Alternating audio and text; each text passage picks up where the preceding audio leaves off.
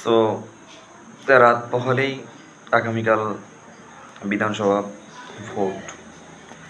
Vote অধিকার হচ্ছে আমাদের প্রত্যেকের মৌলিক অধিকার, তাই না? তো আপনি আপনার নিজের ভোটটা নিজের পছন্দ মতোই দিতে পারেন, কারণ এটা আপনার মৌলিক অধিকার। আপনার যে কোনো পছন্দের মানুষকে দিতে পারেন, সেটা আপনার ব্যক্তিগত ব্যাপার। তবে নিজের ভোটটা দেওয়ার আগে একটাবার হলেও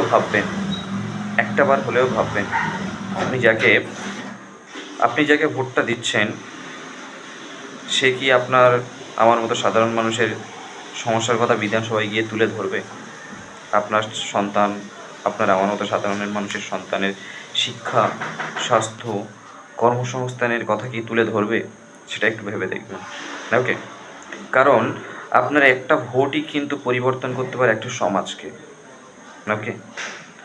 তো এটা খেয়াল রাখবেন। আপনার একটা ভোট আগামী 5 বছর নির্ভরশীল। আপনার একটা ভোট আগামী 5 বছর নির্ভরশীল। তাই আপনারা আপনার ভোটটা এমন একজন মানুষকে দেবেন, তিনি যেন বিধানসভায় গিয়ে আপনার এবং আমার মতো সাধারণ মানুষের কথা তুলে ধরে, এবং আমার মতো সাধারণ মানুষের সন্তানের শিক্ষা, কর্মসংস্থান, স্বাস্থ্য ইত্যাদির কথা যেন মাথায় রাখে এবং ভালোভাবে খেয়াল রাখে। ওকে? এই দিকটা একটু ভালো মতো খেয়াল করবেন। এটা মাথায় রাখবেন, আপনার ভোট আপনার অধিকার। ওকে? Thank you.